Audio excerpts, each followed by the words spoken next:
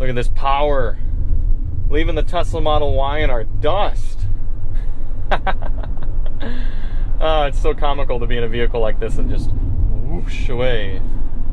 Hey everybody, it's Charlie from Daily Motor. And if you know me, if you've been watching Daily Motor for a number of years, you would know that this is a vehicle after my own heart. This is the 2024 Mercedes-Benz eSprinter, which you probably already know because you saw the thumbnail, you saw the title of the video. But what you might not know is that I was a minivan owner for about 5 years, not because I was saddled with children, but because I appreciate the functionality of a van. I thought about buying a truck years and years ago when I had my Porsche Boxster S as a secondary vehicle, but a van made a lot more sense. I was able to throw my mountain bike in there, have it out of the elements, have it secured. It cost a lot less than a truck. It got better fuel economy than a truck. All of that is to say, I like vans, and obviously this is nearly king van. This is about as big of a Sprinter as you can get. But what else makes me happy is that it's electric, and I love electric vehicles. We've owned 2 at this point. I love reviewing them. I love how simple they are mechanically compared to an internal combustion motor. I love that they drive so smoothly. I love that you could get the energy from a clean production source. Not saying that all electricity does come from clean production sources, but it is theoretically possible. Heck, you could even have solar and wind at your house, and you could live off the grid and still have a vehicle to drive around. So there's a lot to like about electric, but there's even more to like about electric for a vehicle like this. I find the cargo van and delivery sort of vehicle realm to be one of one that can benefit from electric more than nearly any other category of vehicle, because the use case is just about perfect. First off, you have a vehicle that's being used regularly to do things during the day and then is down for a long period at night. And that means you can run this 113 kilowatt hour battery all the way down and then bring it to maybe a workplace such as this building right here, plug it right in and charge it up and have it be ready to go the next morning for your workers to go out and do their round of deliveries. And because this is such a big, heavy vehicle, it can take better advantage of the fact that you can regen and take the kinetic energy that's lumbering along the road, convert it back into chemical potential energy there in the battery, and that's saving more on brake pads and saving more energy in general than you're taking advantage of in something lightweight like a Prius, for example, because there's much more energy that's being saved as you slow down. Not only that, but a lot of these vans are doing a lot of city-type driving, so the fact that you're speeding up and slowing down and being able to do that with a significant conservation of energy is hugely important. And lastly, driving one of these around with electric versus something like the 4-cylinder diesel motor that would come in a gas or a conventional Sprinter, if you will, it's so much more of an enjoyable experience to do it on electric versus having to listen to a motor sing out the song of its people and feeling the shifting and having to rev it out in order to get this thing moving. No, this is such a smooth driving experience. So I'm really excited to show it to you. I know the eSprinter might not be super exciting to a lot of you, but it is to me. So let's talk about a few of the differences compared to a normal Sprinter. This is the extended wheelbase, high roof. It's not the absolute longest Sprinter that you can get from Mercedes-Benz, but it is one of the longest and one of the tallest. And despite being powered by electricity, a lot of the layout is very similar to a gasoline Sprinter. And I'm gonna accidentally say gasoline a lot. I know the base Sprinter comes in a diesel, but what I pretty much mean is an internal combustion Sprinter compared to this electric one, the eSprinter. Now you'll see we have a large crate. This actually came from Mercedes-Benz in order to emulate what it would be like driving this around with some weight in the back. It's about 400 to 500 pounds or so. So it's going to help weigh it down a little and also kind of emulate the driving dynamics a little bit more as opposed to just running around as an empty cargo van. The max payload for the electric version is lower than the internal combustion version of the Sprinter by almost 1,000 pounds or so. It's 2,600 as you're looking at it right here. So depending on what you're putting in the back, you might be maxing this thing out, and that's important to remember if you're somebody who's pulling heavy, but I think for a lot of uses, you're still going to be able to take advantage of most of this space, which you can see me as a 5'10" person has no problem standing up in here. Probably get all the way up to about 6'4", 6'6" before you got to worry about hitting your head. And it's a normal cargo van back here. You've got partitions, you've got places to latch things, mount things. You could totally outfit this. Now, mind you, you're not going to want to build it out like a camper van because In our highway testing, we were only able to do about 160 miles safely or so, 170 max, at 70 miles per hour. That being said, you could probably squeeze out 200 if you cruise closer to 60, 65 miles per hour on the highway, but around town, Mercedes claims you should be able to get about 250 miles, and I think doing slower speeds, you should be able to see that. You know, maybe something like a 200 mile is safer to kind of to bank on and give yourself some wiggle room, if you will. But in the back area, you're seeing the tie downs, you're seeing the handles, everything you get from a normal Sprinter, including these doors that very easily pop out, and then you're able to open them all the way 270 degrees. Very, very open, able to get anything in and out of here. Very nice design there. That's one of the things you notice spending time in the Sprinter compared to something like the Transit, is how well designed and thought out so many aspects are. I mean, Sprinter is one of the leaders in the cargo van world. This one doesn't have a tow hitch on it, but you can get one. You can tow up to 4,100 pounds with the eSprinter, so not a crazy amount, but enough that if you needed to put a trailer on here or put up to about 400 pounds on the hitch, you could do so. Way up top there, we're seeing the backup camera. Not only the backup camera, but also the rear view camera mirror, which you're going to see when we're driving. Makes this big thing much easier to maneuver around. We've also got blind spot monitoring on this one that, again, very welcomed when you're looking to maneuver this thing along the highway. Now, a standard Sprinter is going to have the fueling door right here, but you open this one up and you see nothing. That's because our charge port is right up in the snoot, if you will, and that makes it so you could charge these in a row right up to an industrial building or something. We do have the ability to do DC fast charging, level 3 charging at about 115 kilowatts. I did utilize that last night on our highway fuel economy test. It did charge up very nicely, but most of these I think are going to exist just charging up on level 2, which is totally fine, because a decent level 2 charger is going to get this thing full up by the next morning, ready to go out and do more deliveries. You can get these in 2 different motor options, a 100 kilowatt and a 150.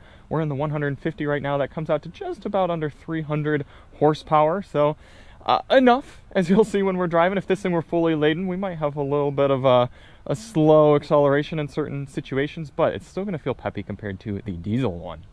We've got rear-wheel drive only configuration with such a long wheelbase like this. That's not really a big deal. Getting on up inside here, there are a few different options packages you can get with the eSprinter, including things like power adjustable seats.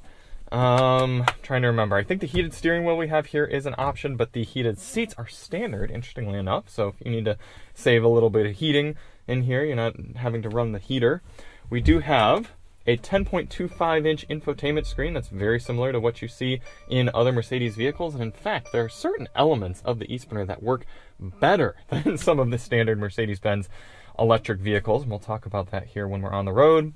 Fairly straightforward analog gauge cluster with some digital information that you can slide through, including your odometers and range and consumption, standard screens you'd expect from a Mercedes vehicle, pretty much any modern vehicle. 92% state of charge right now. It's saying 167 miles of estimated range, but that is because we've been running this on the highway for our highway range test last night.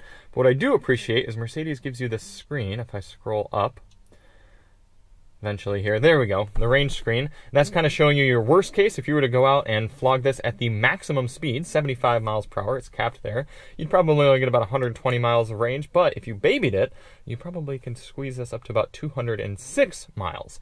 That being said, we have 3 different drive modes: comfort, eco, and maximum range. There might be certain changes that happen in maximum range to the HVAC or to the drive motors, but from mostly what I can tell between the 3 modes, it just limits how much power is given when you push the accelerator pedal down. Now, you can still push it all the way to the floor and go through a kick down button, and that gives you full power, but in maximum range mode, it's limiting you to about 55% power until you push the accelerator all the way down. Before we move away from that center screen, I do want to point out we're still getting the haptic touch-sensitive control steering wheel here that we see in a lot of other Mercedes-Benz products, and I don't think that's a good move for the Sprinter for a few reasons. One, I don't think that's a good move in any Mercedes-Benz car. I've never appreciated this wheel. Whenever my thumbs get a little bit grippy from being warm inside or something, or if I just need to kind of move around and make specific changes to a screen, I find it difficult to utilize these touch controls. And the more you spend time with the vehicle, you can get a little better at them, but it's tough to remember where your fingers are and how they're working. And then if you're in gloves, or if you're, again, warm and sweaty, or you got gloves on, these things get even harder to utilize. So don't love this steering wheel setup, but at least we've got more physical controls in here than a lot of Mercedes-Benz products. We've got physical volume control, track control, HVAC, even the camera screen we can bring up with a physical button. So I like those, just wish they had physical buttons on the steering wheel. Also on the steering wheel, we have 2 paddles back here. That's to change the amount of regen. We get 4 different regen modes. Double plus on the right is giving us no regen. This thing will just coast along without any regeneration. And then the minus, it's giving us the most regen. And it doesn't have full one-pedal driving. You still have to hold your foot on the brake to come to a total stop. But you can see when we're out here driving that D- really slows the vehicle down dramatically. Let's get this thing on the road. Column shifter, love to see that. And away you go. Got some mirrors with some blind spot monitoring action there. Like I said, the actual blind spot monitor and then the blind spot mirrors. But then also, look how nice this is, because this is what we'd see with a conventional rearview mirror. Obviously, nothing. But flip that and you get the camera. I mean, that's huge. And some of the other competitors do offer that, but nice to have. What's really struck me driving the eSprinter around for the last week is that this is a fairly easy vehicle to live with, given how cumbersome it is. I mean, typically driving a car around like this should be a chore. It should not be enjoyable. But when you got it so quiet like this, and look at that, relatively speedy. I mean, I'm able to get away from lights quicker than a lot of cars typically accelerate. When you've got this, it's really not that bad to drive this around. I'm really impressed. The toughest thing about driving the eSprinter this week has simply been finding a place to charge it. And that is only because I typically charge my electric vehicles in my garage, but this being just a hair under 9 feet tall, it's not fitting in my garage at all. So I've been having to find public charging stations. Well, actually, I've been able to plug it in out in front of my garage for a period of time, but other than that, like, for example, to do our highway range test, I had to actually use a level 3 public charger. So here I've got full regen on, and it's coming practically to a stop, and then apply some brake. And speaking of the brake, that is one of the things that this model actually does better than a lot of the Mercedes-Benz EQ models, is that for some reason, the Mercedes-Benz EQs, when they're doing regen, the brake pedal itself pushes down, and it's a weird disconnect in the way that you expect a vehicle to behave and expect the way the brake pedal to behave. Not so in this one. This is a very predictable, very standard sort of braking feel and accelerator feel. The whole driving dynamics they've tried to make natural, and I imagine that's because they're going to be getting a lot of people driving these eSprinters that maybe aren't as gung-ho about going electric as somebody who's willing to buy an EQ product. So they're like, all right, well, let's try to make this driving experience as akin to a gasoline or diesel product as we can.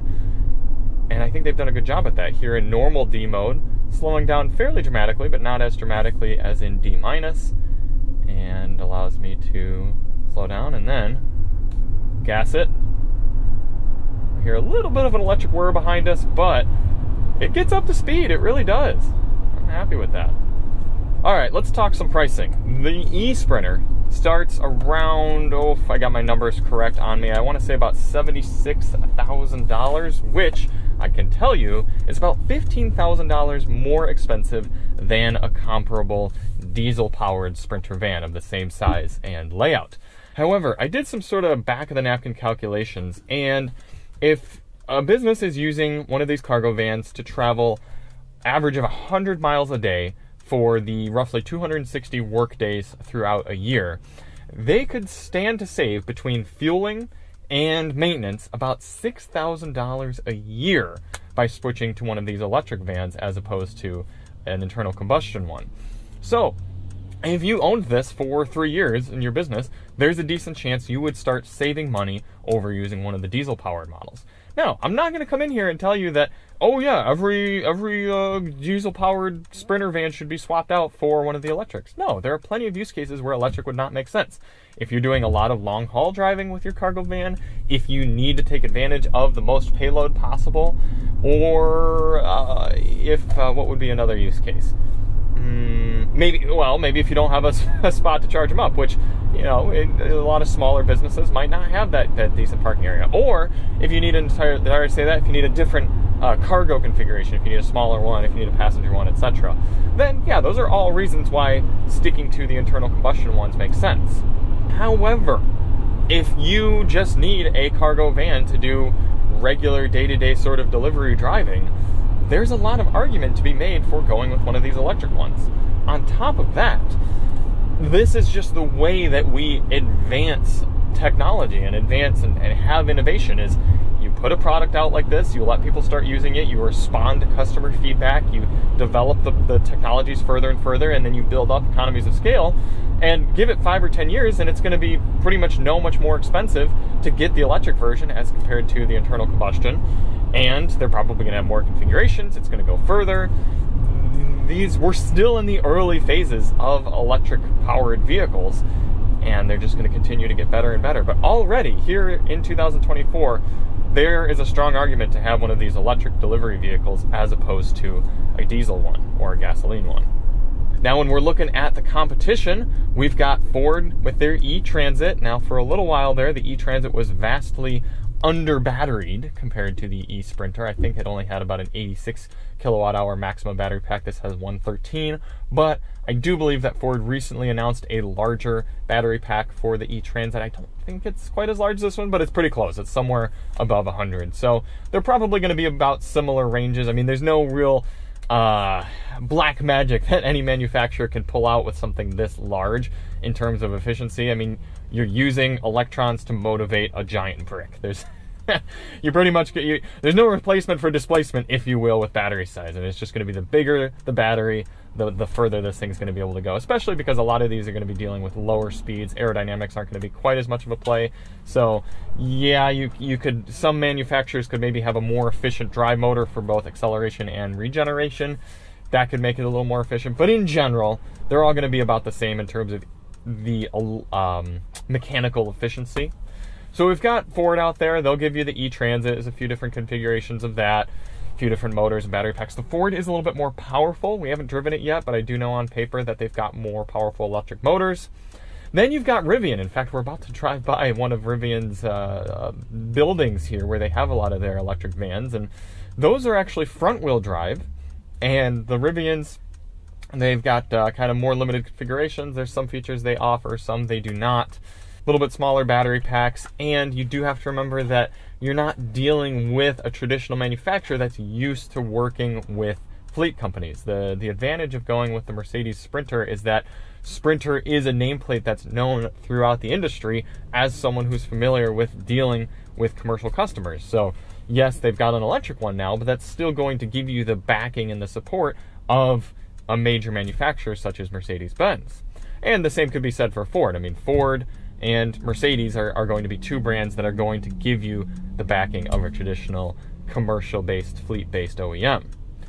Now, I like Rivian. I want them to succeed. I think it's cool that they are pushing the traditional manufacturers to make products like this and encouraging innovation. So I'm not saying don't buy the Rivian. I'm just saying that if you're a large company and you're buying a lot of these, you might have a better experience going with a manufacturer like Mercedes-Benz.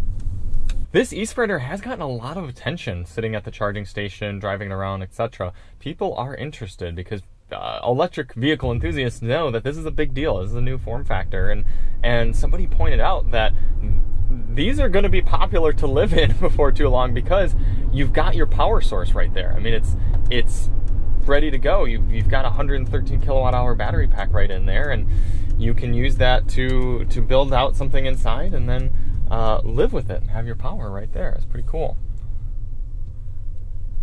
Anyone from Rivian want to come out and check out our vehicle? There we see the Rivian trucks hidden back there behind some fencing. See if we can get the Rivian police called on us.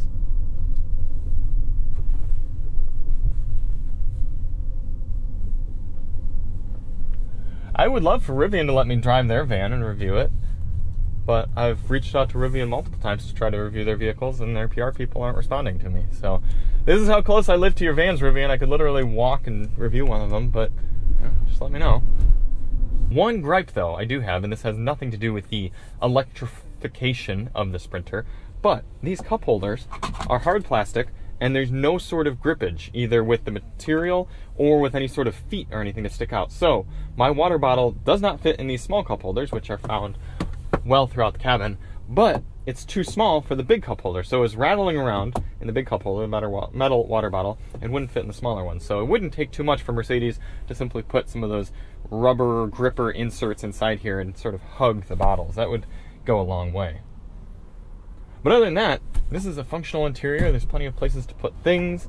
The lights are really bold there. You've got hooks behind you in the cargo partition. You've got 3 USB-C ports up there, which reminds me I need to remove that. You've got a 12 volt. You've got wireless device charging. It's a little far to reach up to put the wireless device in every time, but it is there. And wireless Apple CarPlay, wireless Android Auto, a 5-speaker sound system, which is not great, but we do have a separate review on that if you'd like to check it out. But overall, as such a utilitarian vehicle goes, this is not the worst place to spend time. Look at this power, leaving the Tesla Model Y in our dust. It's so comical to be in a vehicle like this and just whoosh away. What satisfies me the most with the eSprinter is that it is a vehicle that excels so well at what it needs to do. It's an innovation in a sphere of the automotive marketplace, and that's what's cool to me. Is, yeah, obviously this isn't a fantastic daily driving vehicle. It's not what it's supposed to be, but this is going to change the automotive landscape and the roads we drive on as we know it, and it's just cool to see something that means so much to an industry. And nothing about this feels like something that is making excuses. I mean, yes, you have a little bit of a lower payload, yes, it costs more, but for a decent subset of users, both of those are going to be offsettable or negligible, and then as the technology continues to grow and mature, we're going to be living in the future. Before we hop out, we need to put the eSprinter on the Daily Motor leaderboard. Now, mind you, this is my personal ranking of cars that I like and appreciate, and that I've driven for at least an extended loan here throughout 2024. And when I'm evaluating vehicles, I focus on 3 main things. How are they to drive? How would they be to live with?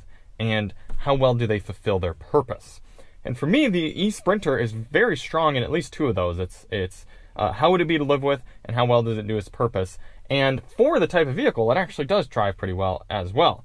So leaders right now are EV9, Hyundai Ioniq 6, Toyota Tacoma TRD Pro, and Mazda 3. I think I know where this is going. This is going right up here into 5th place, behind the Mazda 3 and above the Toyota Crown.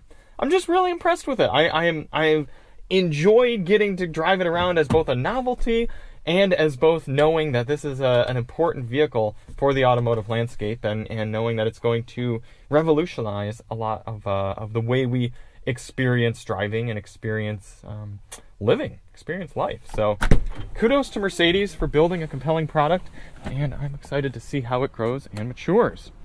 And thank you all so much for watching. If you do want to see more on the eSprinter, check the link below. We've got a few other videos on it. Quick shout out to the Sidewall gang, taking up those potholes nicely. Ford, Rivian, if you're watching this, I'd love to drive your electric vans as well. I'd also like to get into a diesel-powered Sprinter and compare how it is to this. And we'll see you on the next one. I'm Charlie from Daily Motor, and as always, drive on.